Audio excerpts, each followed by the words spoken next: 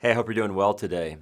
You know, the Lord has been blessing us as a church with some of the special days we've had recently. I appreciate the teams that work so hard to make Mother's Day special and then Memorial Day last Sunday. And what a delightful time just to think about what our moms mean to us and then to think about all the reasons we have to be thankful as a country for those who have sacrificed and died for our freedoms. As a result of the emphases of those days, we've had a number of visitors who have come. Our attendances have been up rather significantly on those days, and we're glad about that. Not that we're about numbers per se, but every one of those numbers represents a soul that will spend eternity somewhere.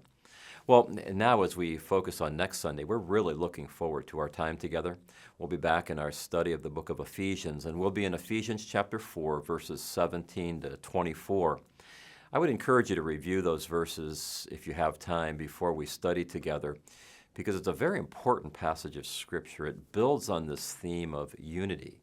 And chapter 4 began by telling us that we're to preserve, to be diligent about it, to preserve the unity of the Spirit and the bond of peace. Well, when you just stop and how is that possible for a group like us? Most of the church would be comprised of volunteers. So what brings us together, what keeps us together, what helps us be committed to solving whatever problems might exist and working together and serving, even caring about the persons who might have just come to a Mother's Day service or a Memorial Day service. What binds us together and keeps us unified?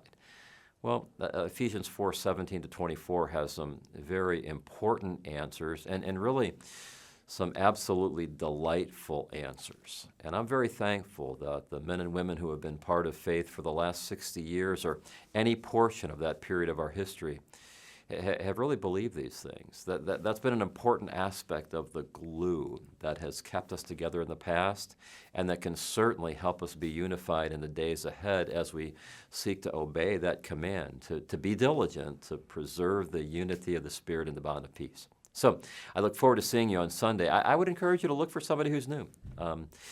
Everybody wants a friendly church, and that means we're people who are on the lookout for somebody that may be brand new that we can speak to, that we can welcome.